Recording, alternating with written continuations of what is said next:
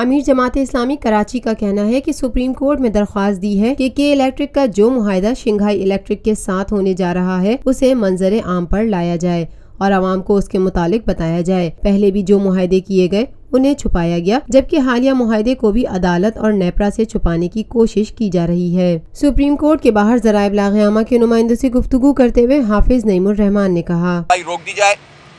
इसी तरह जो कराची के लोगों के ऊपर जुल्म किया गया है और 200 अरब रुपए हमसे मुख्तलिफ मद्दात में लिए गए हैं, उसके भी हवाले से हमारी पूरी वर्किंग है और हम ये चाहते हैं कि कोर्ट से हमें रिलीफ मिले।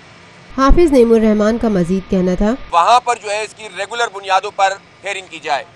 बदकिस्मती से के इलेक्ट्रिक और वो भागने की कोशिश कर रहे हैं, इससे वो चाहते हैं लिंगर ऑन करें और इसके नतीजे में वो अपने मजीद कुछ चक्कर चला के यहाँ से इनकी मैनेजमेंट फरार हो जाए। जमात इस्लामी किसी भी सूरत में उन्हें फरार नहीं होने देगी।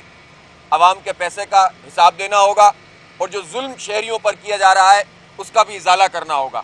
इसलिए इससे बढ़कर कोई अदालत नहीं है पाकिस्तान में, ये अदालत उज़्मा है।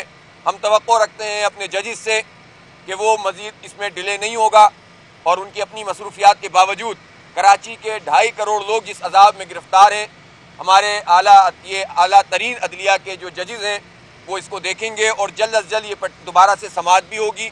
और कराची में हमें तवक्को है, जज साहब ने भी कहा है कि हम इसको देखते हैं कि अवेलेबिलिटी क्या है, तो कराची में इंशाअल्लाह इसकी रेगुलर हियरिंग होगी ताकि कराची के 2.5 करोड़ लोगों को रिलीफ दिया जा सके। Lotus Lake Towers, a groundbreaking endeavor by Lotus Properties.